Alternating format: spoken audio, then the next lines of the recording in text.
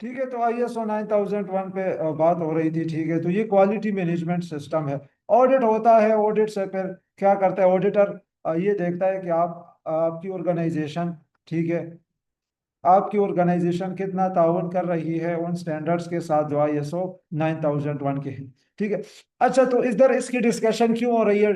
As a document controller, ठीक है, तो डॉक्यूमेंट कंट्रोलर ISO 9001 के स्टैंडर्ड के मुताबिक इसकी रिक्वायरमेंट है।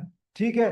क्लास 7.5 आपके पास जो ISO 9001 की है, उसमें ये कहा गया है कि भाई ऑर्गेनाइजेशन ने इंफॉर्मेशन को डॉक्यूमेंटेड तरीके से स्टोर करना है और उसका कंट्रोल भी करना है।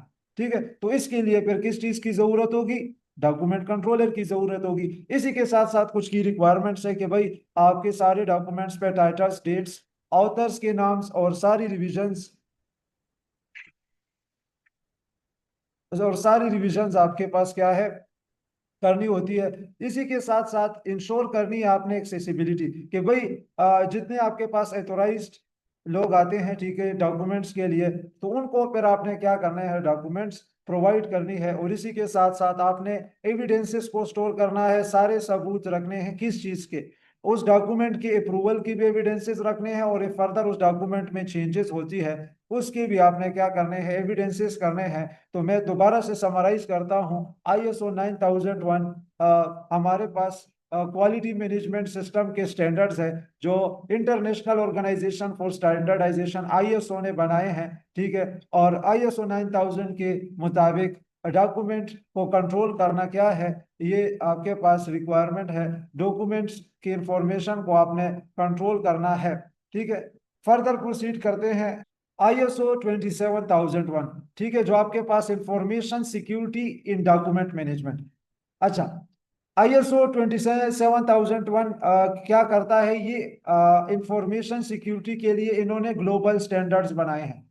ठीक है, और आपको पता है कि एज अ डॉक्यूमेंट कंट्रोल आप लोगों का एक खास किरदार है कि भाई आप कंपनी के सेंसिटिव रिकॉर्ड्स को आप क्या करते हो, आपने महफूज उसको करना होता है। तो बात यही है कि भाई ISO 27001 क्या करती है, इंफॉर्मेशन को कैसे सिक्योर करना है, इंफॉर्मेशन को कैसे लोगों से पहुंचने से बचाना है, इसके लिए उन्होंने स्टैंडर्ड्स बनाए हैं। ठीक है, तो उस स्टैंडर्ड्स को देखा जाए तो फिर डॉक्यूमेंट कंट्रोलर का भी क्या है, एक अहम इसमें किरदार है। ठीक है, तो फर्दर कॉन्फिडेंशियलिटी पे बात करते हैं थोड़ी सी। आप लोगों ने जो डॉक्यूमेंट्स है उनको अपने तक महदूद रखना है, और इफ आपसे कोई मांगता है तो जो एथोराइज्ड लोग हैं उन्हीं को आपने ये डॉक्यूमेंट्स प्रोवाइड करने हैं। इसी के साथ साथ आपने डॉक्यूमेंट की इंटीग्रिटी को मेंटेन रखना है, उसमें अनएथोराइज्ड आपने चेंजेस नहीं करनी, कोई मैनिपुलेशन इसमें नहीं अलाउड। ठीक है, इसी के साथ साथ अवेलेबिलिटी होनी चाहिए। आप लोगों ने मेक श्योर करना है कि डॉक्यूमेंट्स अवेलेबल हो जब आपसे कोई उनकी डिमांड करता है। ठीक है, मिसाल मैं आता हूं आपसे पूछता हूं कि भाई मुझे हेल्थ एंड सेफ्टी पॉलिसी चाहिए, तो आप क्या करोगे, हेल्थ एंड सेफ्टी को पॉलिसी को रिट्रीव करोगे। ठीक है, उसको रिकवर करोगे जहां आपने रखी है, जिस फोल्डर में रखी है, या जिस फाइल में रखी है, या ऑनलाइन कहीं स्टोर किया, तो वहां से आप क्या करोगे, मुझे प्रोवाइड करोगे, वहां से रिकवर करके मुझे दोगे। इसी के साथ साथ फिर फर्दर सिक्योरिटी कंट्रोल्स पे बात हो तो आप जो पासवर्ड्स है, ठीक है, जितनी भी आपके पास मैनेजमेंट सिस्टम है, सॉरी LMS वगैरह के आपके पास पासवर्ड्स हो गए, तो वह भी आपने सिक्योर करना है। फिर गूगल अकाउंट्स हो गए। ठीक है, तो जितनी चीज़ों की भी आपके पास पासवर्ड है उनको आपने सिक्योर करना है, इस तरह से स्टोर करना है, अपने पास लिखना भी है। ठीक है, कि वो आप तक महदूद रहे। अच्छा, legal and regulatory requirements for document retention. Document retention किसे कहते हैं? डॉक्यूमेंट रिटेंशन कहते हैं डॉक्यूमेंट्स को होल्ड करना, डॉक्यूमेंट्स को अपने पास स्टोर करना। ठीक है, तो ये हमारे पास डॉक्यूमेंट रिटेंशन में आ जाता है।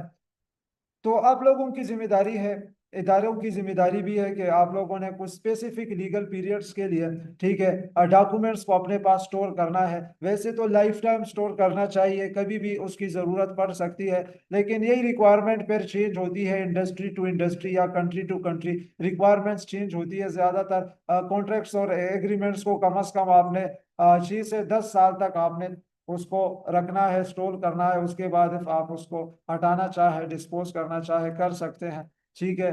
और फिर हेल्थ एंड सेफ्टी रिकॉर्ड्स है, ये ऐसे रिकॉर्ड्स है इसको आप कभी भी नजरअंदाज नहीं कर सकते, क्योंकि हेल्थ एंड सेफ्टी वालों को इसकी जरूरत कभी भी पड़ सकती है। ठीक है, कोई सर्वे करना हो उसमें इसकी जरूरत पड़ सकती है, या कोई रिस्क असेसमेंट करनी हो किसी मशीन की, फिर हमने उसकी प्रीवियस रिकॉर्ड्स देखने हो तो उसके लिए भी क्या है लाजमी है, तो ये आपने नहीं वो करने। फिर फाइनेंशियल रिकॉर्ड्स की बात की जाए तो 5 से 7 सालों तक के आप रिकॉर्ड्स आपने अपने पास मेंटेन रखने हैं, सेव रखने हैं। फिर आपकी जो इदारे की पर्सनल फाइल्स हो गई आपके पास, वो डिपेंड करता है इदारे पे कि आप उसको कितना अपने पास सेव करते हैं, रखते हैं, डिलीट करते हैं। अच्छा, ऑडिट और कंप्लायंस। कंप्लायंस हम कहते हैं ताउन को।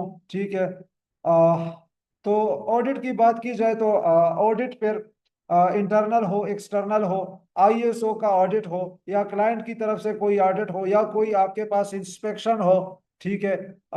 तो इन सारी सूरत हाल में एज अ डॉक्यूमेंट कंट्रोलर आप लोगों का बहुत ज्यादा इसमें किरदार होता है।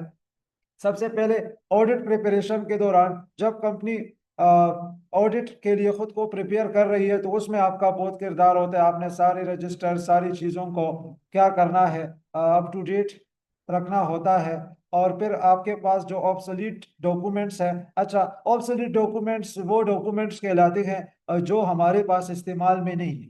ठीक है, जो पुरानी वर्जन है या जो अभी इस्तेमाल में नहीं है तो वो आपके पास ऑब्सोलीट डॉक्यूमेंट्स कहलाते हैं। तो फिर जो ऑब्सोलीट डॉक्यूमेंट्स है आपने उनको क्लियरली क्या करना है, मार्क करना है।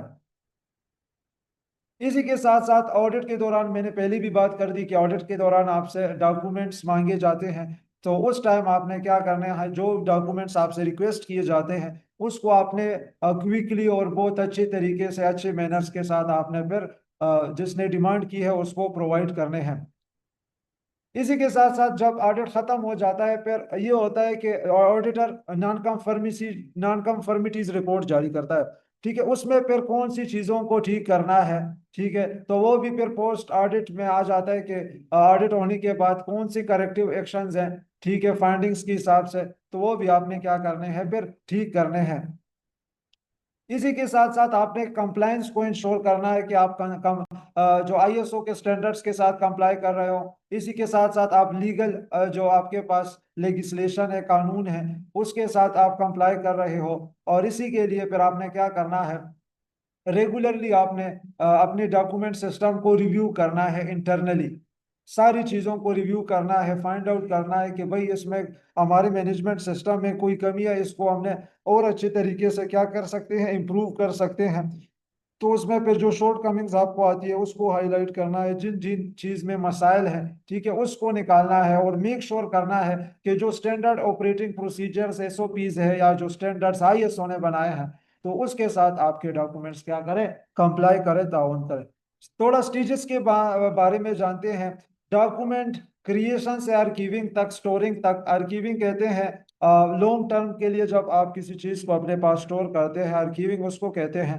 ठीक है,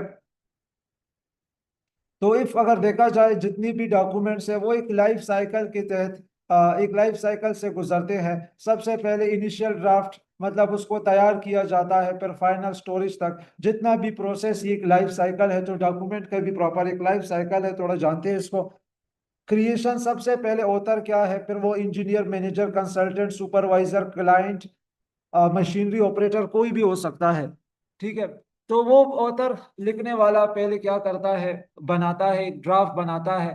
ठीक है, फिर वही ड्राफ्ट रिव्यू होता है। तो जिसने बनाया, मिसाल एक इंजीनियर ने बना दिया तो फिर उसके जो पीयर्स हो गए। अच्छा, पीयर समझो, पीयर्स किसे कहते हैं? पीयर उन लोगों को कहते हैं जिसके साथ मोस्ट ऑफ द टाइम आपका स्पेंड होता हो। ठीक है, वो आपके घर वाले भी हो सकते हैं, वो आपके क्लास फेलोज भी हो सकते हैं, वो आप जिधर काम कर रहे हो वो लोग अफराद भी हो सकते हैं। ठीक है, तो डॉक्यूमेंट बनाने के बाद फिर उसको पीयर से चेक कराया जाता है, उस सुपरवाइजर या जो मैनेजर्स हैं, एक्यूरेसी के लिए कि भाई वो इसको क्या करे, रिव्यू करे। इफ कोई शॉर्ट कमिंग्स है या डिफिशियंसीज है उसको हाईलाइट किया जाए, या इफ इनकम्प्लीट है डॉक्यूमेंट उसको फिर मुकम्मल किया जाए।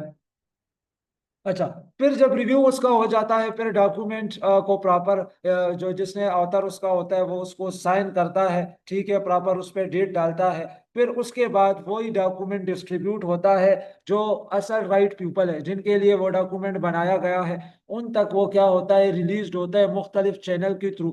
अच्छा, वो चैनल आपके पास मिसाल व्हाट्सएप का भी हो सकता है, वो बाय हैंड भी हो सकता है, मुख्तलिफ तरीकाकार है, वो नोटिस बोर्ड पे भी हो सकता है। ठीक है, लोगों तक पहुंचाने, कम्युनिकेट करने, फिर कम्युनिकेट करने के बहुत तरीके हैं हमारे पास। फिर वही क्या होता है, डिस्ट्रीब्यूट होने के बाद वही डॉक्यूमेंट क्या होता है, इस्तेमाल होता है।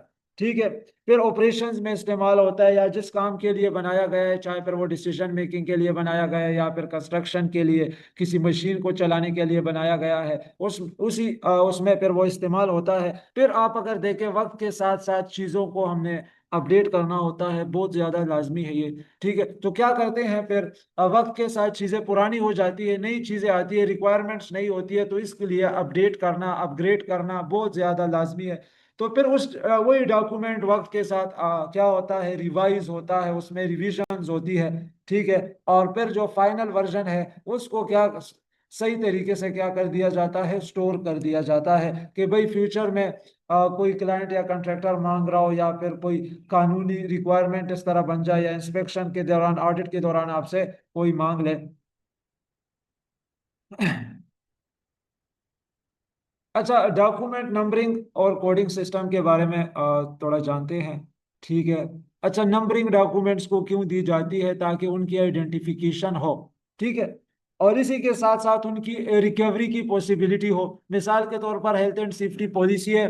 ठीक है, उस पे जब लिखा गया होगा हेल्थ एंड सेफ्टी पॉलिसी, फिर उसका प्रॉपर सीक्वेंस नंबर होगा, डॉक्यूमेंट नंबर होगा, सारी चीजें। तो फिर आपसे कोई कहता है कि भाई 2015 से 2016 का जो वर्जन था, ठीक है, जो अभी अपडेट हो गए, वो प्रोवाइड करो। ठीक है, तो इसलिए फिर क्या किया जाता है, नंबरिंग दी जाती है, ताकि डॉक्यूमेंट्स की पहचान हो सके। अच्छा, स्टैंडर्ड नंबरिंग का आपके पास एक फॉर्मेट है। ठीक है, सबसे पहले डॉक्यूमेंट पे प्रोजेक्ट कोड होता है, और जिसको रिप्रेजेंट किया जाता है PRJ। फिर रेलेवेंट कितने प्रोजेक्ट है, अभी कंपनी है उसके 10 प्रोजेक्ट है, आप 8वें प्रोजेक्ट पे काम कर रहे हो। ठीक है, तो फिर उस प्रोजेक्ट पे 008, मतलब वो कंपनी ने पहले से प्रोजेक्ट को आइडेंटिफाई किया होता है नंबरिंग